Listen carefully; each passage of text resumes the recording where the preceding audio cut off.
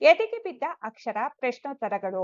ಪ್ರಬಂಧ ತ್ಯಾಜ್ಯ ವಸ್ತುಗಳ ನಿರ್ವಹಣೆ. ಪೀಠಿಕೆ. ತ್ಯಾಜ್ಯ ವಸ್ತುಗಳ ನಿರ್ವಹಣೆ ಎಂಬುದು ಇಂದು ಜಗತ್ತಿನಾದ್ಯಂತ ಎದುರಿಸುತ್ತಿರುವ ಅತಿ ದೊಡ್ಡ ಸವಾಲುಗಳಲ್ಲಿ ಒಂದಾಗಿದೆ.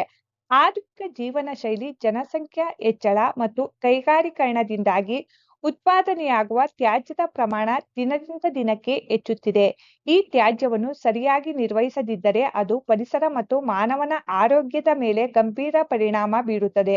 ಹಾಗಾಗಿ ತ್ಯಾಜ್ಯ ನಿರ್ವಹಣೆ ಕೇವಲ ಸರ್ಕಾರ ಅಥವಾ ಸ್ಥಳೀಯ ಸಂಸ್ಥೆಗಳ ಜವಾಬ್ದಾರಿಯಲ್ಲ, ಬದಲಿಗೆ ಪ್ರತಿಯೊಬ್ಬ ನಾಗರಿಕನ ಆದ್ಯ ಕರ್ತವ್ಯವಾಗಿದೆ. ಪ್ರಸ್ತಾವನೆ.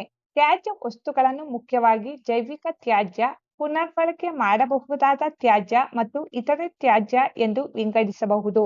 ಜೈವಿಕ ತ್ಯಾಜ್ಯವು ಅಡುಗೆ ಮನೆಯ ತ್ಯಾಜ್ಯ, ತರಕಾರಿ ಮತ್ತು ಹಣ್ಣಿನ ಸಿಪ್ಪೆ, ತೋಟದ ತ್ಯಾಜ್ಯ ಇತ್ಯಾದಿಗಳನ್ನು ಒಳಗೊಂಡಿರುತ್ತದೆ. ಇವುಗಳನ್ನು ಕಾಂಪೋಸ್ಟ್ ಗೊಬ್ಬರವನ್ನಾಗಿ ಪರಿವರ್ತಿಸಬಹುದು. ಪುನರ್ಬಳಕೆ ಮಾಡಬಹುದಾದ ತ್ಯಾಜ್ಯದಲ್ಲಿ ಪ್ಲಾಸ್ಟಿಕ್, ಕಾಗದ, ಗಾಜು, ಲೋಹ ಇತ್ಯಾದಿಗಳು ಸೇರಿವೆ. ಇವುಗಳನ್ನು ಸಂಗ್ರಹಿಸಿ, ಸಂಸ್ಕರಿಸಿ ಮತ್ತೆ ಬಳಕೆಗೆ ಯೋಗ್ಯವಾಗುವಂತೆ ಮಾಡಬಹುದು. ಇನ್ನುಳಿದ ತ್ಯಾಜ್ಯದಲ್ಲಿ ವೈದ್ಯಕೀಯ ತ್ಯಾಜ್ಯ, ತ್ಯಾಜ್ಯ, ಅಪಾಯಕಾರಿ ರಾಸಾಯನಿಕ ತ್ಯಾಜ್ಯ ಇತ್ಯಾದಿಗಳು ಸೇರಿದ್ದು, ಇವುಗಳ ನಿರ್ವಹಣೆಗೆ ವಿಶೇಷ ಗಮನ ಬೇಕಾಗುತ್ತದೆ. ತ್ಯಾಜ್ಯದ ಅಸಮರ್ಪಕ ನಿರ್ವಹಣೆಯಿಂದ ವಾಯು ಮಾಲಿನ್ಯ, ಜಲ ಮಾಲಿನ್ಯ, ಮಣ್ಣಿನ ಮಾಲಿನ್ಯ ಉಂಟಾಗುತ್ತದೆ. ಇದರಿಂದ ಅನೇಕ ರೋಗಗಳು ಹರಡುತ್ತವೆ.